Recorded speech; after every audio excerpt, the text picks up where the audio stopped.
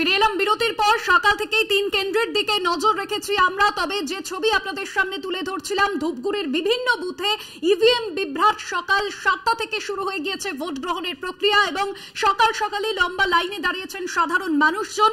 কোচবিহার লোকসভা কেন্দ্র, যে লোকসভা কেন্দ্রে 7টি বিধানসভা কেন্দ্র রয়েছে, যার মধ্যে 5টি বিধানসভা বিজেপির দখলে এবং বাকি দুটি অর্থাৎ সিতাই এবং দিনহাটা, এই দুটি কেন্দ্র কিন্তু তৃণমূলের দখলে। এবং সিতাইয়ের বিধায়ক জগদীশ চন্দ্র বসুনিয়া, তিনি কিন্তু এবার তৃণমূল প্রার্থী, অন্যদিকে বিজেপি প্রার্থী রয়েছেন সেখানে নিশীথ প্রামাণিক। আলিপুরদুয়ার লোকসভা কেন্দ্র, যেখানে লড়াই কিন্তু জোরদার। আলিপুরদুয়ার লোকসভা কেন্দ্রে তৃণমূল প্রার্থী রয়েছেন প্রকাশজিৎ বড়াইক, অন্যদিকে মনোজ টিগ্গা, যিনি 2004-2009 তিনি কিন্তু এই যে লোকসভা নির্বাচন, সেই লোকসভা নির্বাচনে লড়েছিলেন এবং লড়াইয়ের যথেষ্ট অভিজ্ঞতা রয়েছে তার।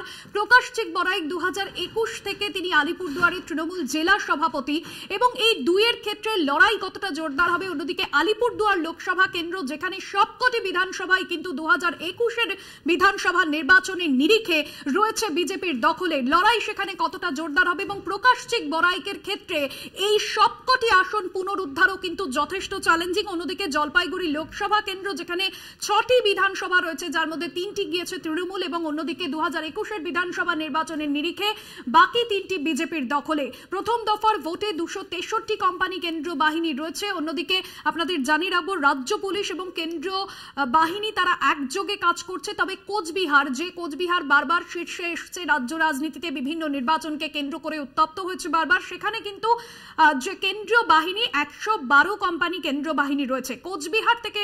কোচবিহারের দিকে নজর রাখবো। সরাসরি রয়েছেন আমাদের প্রতিনিধি রবিউল। রবিউল, ইতিমধ্যে কিন্তু ভোট গ্রহণ প্রক্রিয়া শুরু হয়ে গিয়েছে শান্তিপূর্ণভাবে। কি এখনো পর্যন্ত ভোট দান শুরু হয়েছে? কোনো সমস্যার সম্মুখীন কি হয়েছেন সাধারণ মানুষজন? কি ছবি ধরা পড়ছে এই মুহূর্তে তুমি যে বুথে রয়েছো? দেখো, ঘড়ির কাঁটায় এখন 7:13, অর্থাৎ একেবারেই কাটায় 13 মিনিট হয়েছে ভোটদান প্রক্রিয়া শুরু হয়েছে।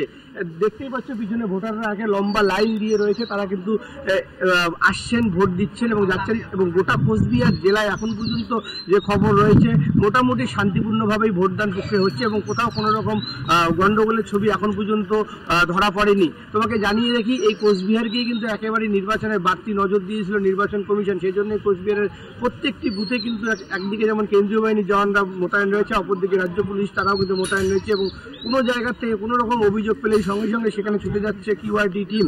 এবং সব মিলিয়ে এই মুহূর্তে ঘড়ির কাঁটায় 7:13, অর্থাৎ 13 মিনিট হয়েছে ভোটদান প্রক্রিয়া শুরু হয়েছে এবং ইতিমধ্যেই ভোটাররা আসছেন এবং তারা ভোট গ্রহণ কেন্দ্রে, নির্দিষ্ট কেন্দ্রে ভোট দিচ্ছেন।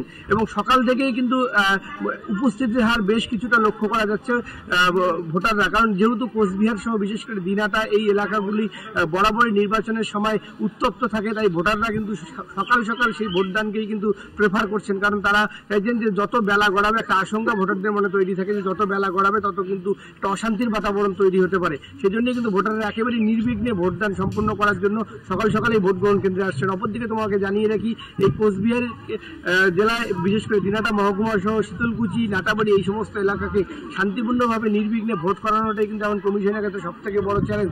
কারণ এই এলাকাগুলি বিগত পঞ্চায়েত নির্বাচন এবং বিধানসভা নির্বাচন, লোকসভা নির্বাচনেও দফায় দফায় উত্তপ্ত হয়েছিল। তাই এই সমস্ত এলাকাগুলিকে একটা বাড়তি নজর দিয়েছিল কমিশন এবং বাড়তি পুলিশ এবং বাহিনী মোতায়েন করা হয়েছে এই সমস্ত এলাকাগুলির জন্য।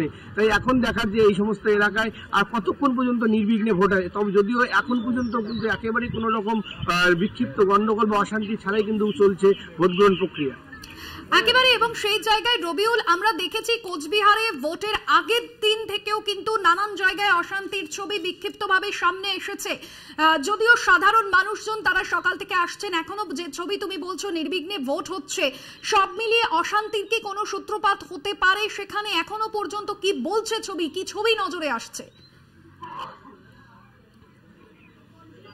দেখো, আমরা যদি গতকাল রাতের ছবির কথা উল্লেখ করি, গতকাল রাতেও কিন্তু দফায় দফায় উত্তপ্ত হয়েছিল দিনহাটা, তুফানগঞ্জ, শীতলকুচি সহ একাধিক এলাকা। এবং যদিও এই অভিযোগগুলি বিজেপি এবং তৃণমূল একে অপরের বিরুদ্ধে ছিল, যদিও কিন্তু নির্বাচন কমিশন একেবারে তৎপরভাবে সেই অভিযোগগুলি খতিয়ে দেখার চেষ্টা করেছে। এবং অপরদিকে কিন্তু গতকাল স্পষ্টতই তৃণমূল কংগ্রেসের যিনি জেলা সভাপতি রয়েছেন এবং উত্তরবঙ্গ উন্নয়ন দপ্তরের মন্ত্রী সহ তৃণমূল কংগ্রেসের একাধিক মুখপাত্র কিন্তু সরব হয়েছেন বিজেপির বিরুদ্ধে। তারা স্পষ্টতই অভিযোগ করেছেন এবং নির্বাচন কমিশনের কাছে এই লোকসভা কেন্দ্রে বিজেপি প্রার্থী অর্থাৎ বর্তমানে বিদায়ী যে সাংসদ রয়েছেন কোচবিহারের নিশীথ প্রামাণিক, তিনি তার বাড়িতে বেশ কিছু দুষ্কৃতীদেরকে জড়ো করে রাখছেন, এমনটাই কিন্তু অভিযোগ ছিল বিজেপির। এবং একই সাথে উত্তরবঙ্গ উন্নয়ন দপ্তরের মন্ত্রী গতকাল কিন্তু রাতে সাংবাদিকদের সামনে নির্দিষ্ট কিছু এলাকার কথা উল্লেখ করেছেন, সেটা এই এলাকাগুলো হচ্ছে দিনাটা ভিলেজ 1, দিনাটা 2 নং ব্লকের এবং দিনাটা 2 নং ব্লকের শালমারা গ্রাম পঞ্চায়েত, এই দুইটি এলাকার কথা উল্লেখ করেছেন যে এই দুটি এলাকায় বিজেপি বাইরের থেকে সমাজ বিরোধীদের নিয়ে এসে একেবারেই জড়ো করে রাখছে এবং সেখান থেকে ভোটারদের মধ্যে একটা ভীতি ভয় সৃষ্টি করার চেষ্টা চলছে এবং একদিকে ভোটে সন্ত্রাস সৃষ্টি করার চেষ্টা চলছে। যদিও এখন পর্যন্ত কিন্তু একেবারেই প্রায় 15 মিনিট অতিবাহিত, এখন কিন্তু এই সমস্ত এলাকা থেকে কোনো রকম কিন্তু গন্ডগোলের খবর আসেনি। তবে কিন্তু একেবারেই কোচবিহার সহ দিনাটা এই এলাকাগুলি একেবারে উত্তপ্ত রয়েছে। তৃণমূলের যে বিধায়ক তথা মন্ত্রী, উত্তরবঙ্গ উন্নয়ন দপ্তরের মন্ত্রীকে কালকে যখন নজরবন্দির খবর এসেছিল, ঠিক সেই সময় কিন্তু বর্তমানে যিনি স্বরাষ্ট্র প্রতিমন্ত্রী রয়েছেন অর্থাৎ বিজেপি প্রার্থী, তিনিই কিন্তু জানিয়েছেন যদি তাকে গৃহবন্দী করে রাখা না হয় তাহলে কিন্তু তিনি যদি নিজের বিধানসভায় ঘুরতে পারেন তাহলে কিন্তু একটা তিনি অশান্তির বাতাবরণ তৈরি করবেন, গন্ডগোল তৈরি করবেন। একই অভিযোগ করেছিলেন কিন্তু বিজেপি জেলা সভাপতি সুকুমার রায়ও। অর্থাৎ তৃণমূল এবং বিজেপি একে অপরের বিরুদ্ধে কিন্তু নির্বাচনের আগের দিন, এমনকি আগের রাতেও কয়েক ঘন্টা আগেও কিন্তু অশান্তির বাতাবরণ তৈরি হতে পারে এমন একটা অভিযোগ করেছিল। সেই জায়গায় দাঁড়িয়ে আজকে কোচবিহার জেলায় বিশেষ করে একেবারেই নিশীথ প্রামাণিক এবং আপনাদের জানাবো যেমন দিনহাটার তৃণমূল বিধায়ক উদয়ন গুহ, তাদের মধ্যে যে রাজনৈতিক দ্বন্দ্ব রয়েছে, পাশাপাশি রবিউল, এখানে আমরা দেখেছি যে অনন্ত মহারাজ যিনি এই যে জিসিপি এর সংগঠন তার যে সমর্থক এবং বিজেপির রাজ্যসভার সাংসদ হলেও লোকসভা নির্বাচনের আগে কিন্তু তিনি বেশ খানিকটা বেসুরো, সেইটা কতটা ফ্যাক্টর হতে চলেছে এই ভোটে?